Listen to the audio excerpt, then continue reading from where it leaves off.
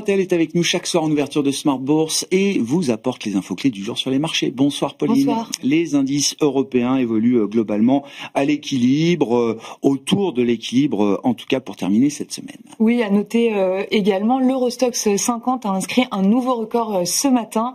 En France, le CAC 40 évolue en léger repli autour de 8200 points.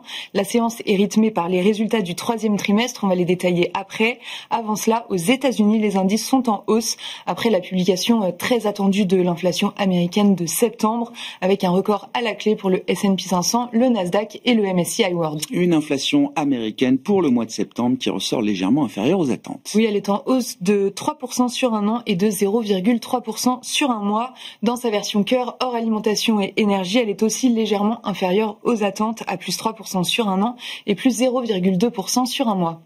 Les marchés obligataires ont-ils réagi à cette publication, Pauline ? Le rendement américain à 10 ans s'est détendu un peu après la publication et évolue autour de 4% au cours de la séance. En Europe, le rendement allemand à 10 ans remonte un petit peu aujourd'hui autour de 2,60%. Sur le marché des changes, l'euro-dollar se traite au-delà de 1,16. Allons-y pour une nouvelle vague de résultats, à commencer par ceux d'Accor. Accor bondit de 7% en tête du CAC 40 au lendemain de sa publication du troisième trimestre. Accor fait état de résultats conformes aux attentes, relève son objectif annuel d'EBITDA et annonce un programme de rachat d'actions. Le groupe a aussi mis en place des nouvelles mesures d'économie pour compenser les effets de change négatifs. Parmi les autres publications saluées aujourd'hui à Paris, on trouve le poids lourd Sanofi. Sanofi gagne 3% après avoir fait état de résultats supérieurs aux attentes pour le troisième trimestre, avec un résultat opérationnel en hausse de 8,5% à taux de change constant, et les objectifs sont confirmés. Rien à redire par ailleurs sur les résultats de Safran qui sont solides,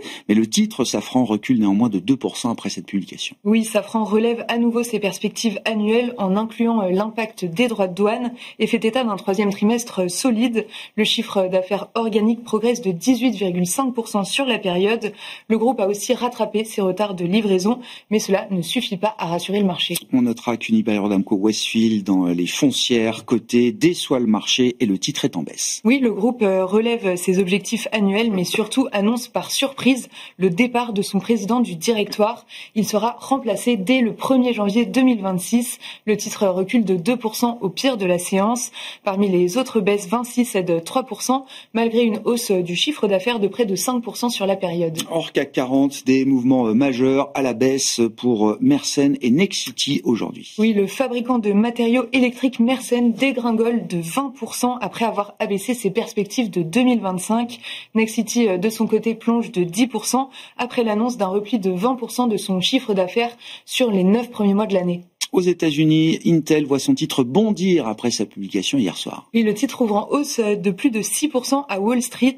Sur un an, les actions de Intel se sont envolées de 90% et dépassent la hausse de Nvidia par exemple. Concernant ses résultats, Intel a dépassé les attentes et renoue avec la rentabilité au troisième trimestre. AMD, dans son sillage, grimpe aussi de 6%. Et c'est encore un programme chargé qui s'annonce la semaine prochaine, Pauline. Oui, la semaine prochaine, on regardera les décisions monétaires de la Réserve fédérale et de la Banque centrale européenne. On attend aussi l'inflation de la zone euro en octobre et les premières estimations de croissance du troisième trimestre. Côté résultats, la saison va encore monter en puissance. Aux États-Unis, on attend notamment Microsoft, Amazon, Apple, Alphabet, Meta ou encore Boeing. En France, de nombreuses entreprises du CAC 40 sont attendues et plusieurs banques, notamment comme BNP Paribas, Société Générale ou encore Crédit Agricole. Pauline Gratel avec nous chaque soir en ouverture de Smart Bourse pour vous apporter les infos clés du jour sur les marchés.